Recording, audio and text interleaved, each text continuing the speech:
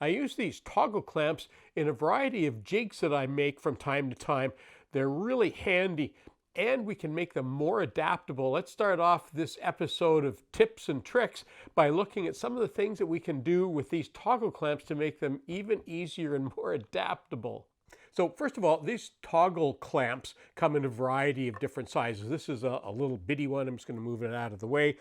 Here's a much bigger one, and here's the size that I use the most. It's kind of a medium size.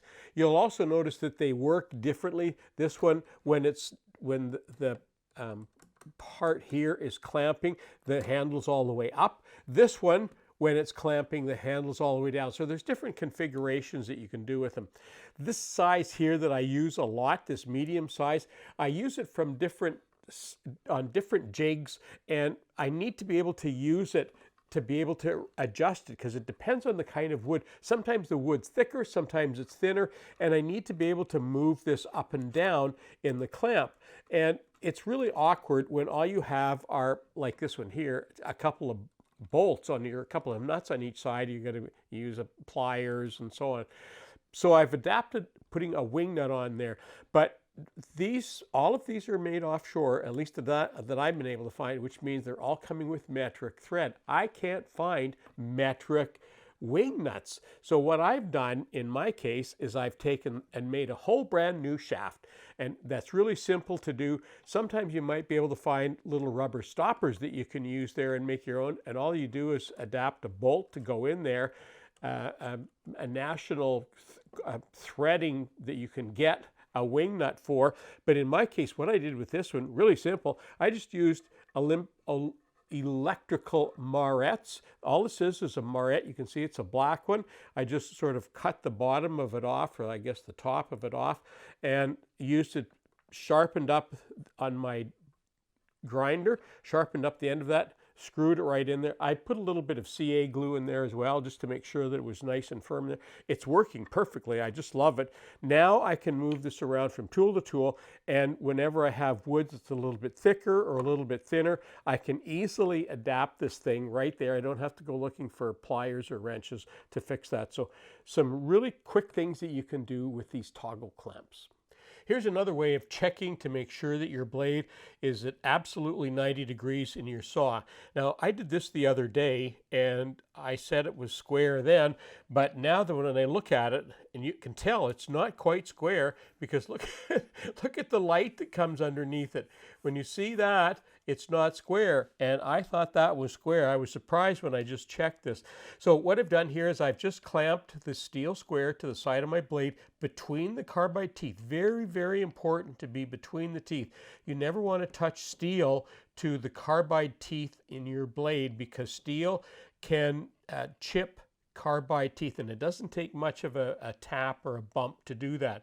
But now, when I redo this, you'll be able to see, watch, that light will disappear. I won't have very far to go, but it's not, there it is right there.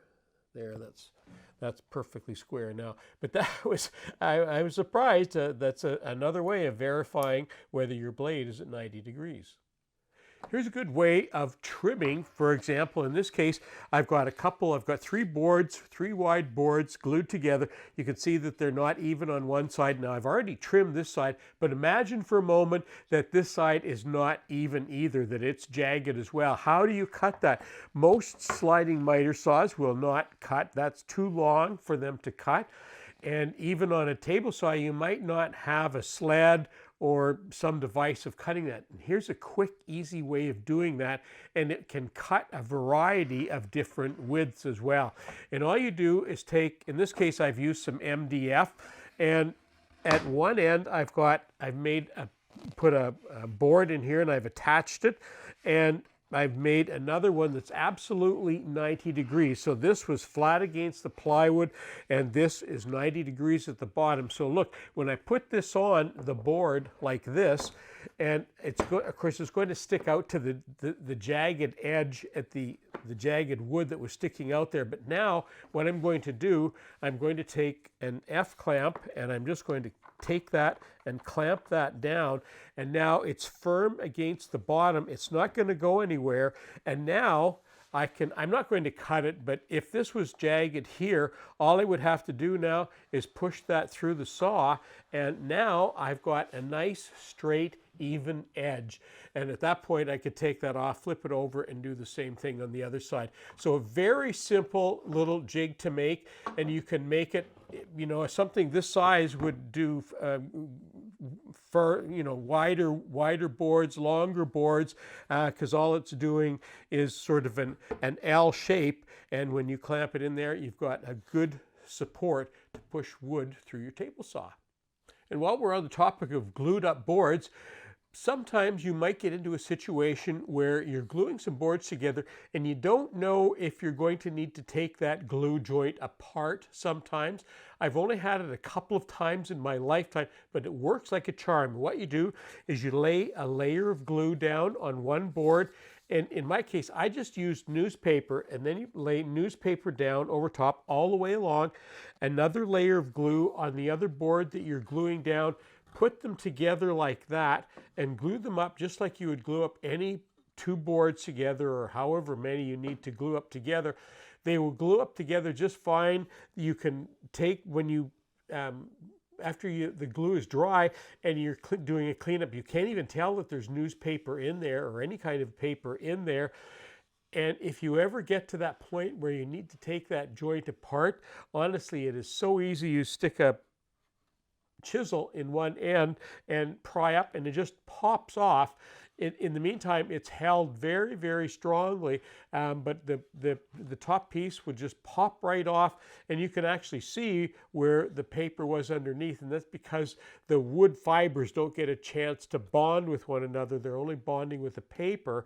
So it's not a super strong joint, but it's strong, and if you need to take it apart, it's just super easy. So just something I thought you might like to know. Many people that are cutting small pieces of wood like this on their chop saw or sliding miter saw, they don't like to hold the wood very close to the blade like that because they feel it's dangerous, and I don't blame them. It is dangerous. The main thing you need to remember is to make sure that your fence is as close to the blade as you can get it, or very close to the blade, especially when you're cutting small pieces.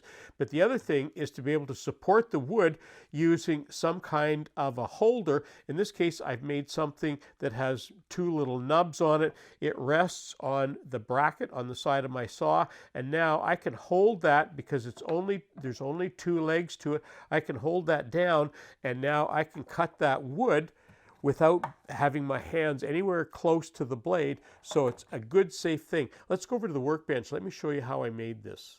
So let's have a look at this support stick for a moment. First of all, the rubber ends, all those are stems, tire wheel stems. When you take your car to the gas station, you need to put air in the tires. These are the parts that stick out of the wheel, and you can see that looks like a place where you would put air in. And you can get these at any tire store. They're very inexpensive. They may even give you 2 or 3 of them. That's the component that you need. That's what that is in there.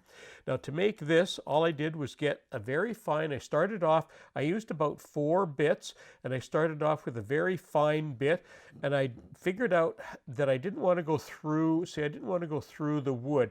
So I figured out how deep I could go, and I just marked that with tape. I did that 4 times, with each time getting a little bit bigger. In my case, I ended up with 3/8. You'll have to see which stems you get. They might be a little bit bigger, a little bit smaller. And when you put them in there, they're really hard to get out because it's rubber and they grip in there really well. And that makes an excellent holding thing for all sorts of things. You could use that on your router table, your sliding miter saw. You might even be able to use something like this from time to time on your table saw. So a handy little safety stick that you can make. Well, that concludes my video for today. And before I go, just a quick reminder, if you haven't already subscribed, I invite you to do that. It really does help me out. And for those of you who are new to the channel, I did a video similar to this about a year or so ago. Very popular video on workshop tips. You may want to go and have a look at that. Lots of other things that you can learn working in the workshop. There's all sorts of things you can do to make life easier and safer. I'm Colin Kennett for Woodwork Web. Thanks for watching.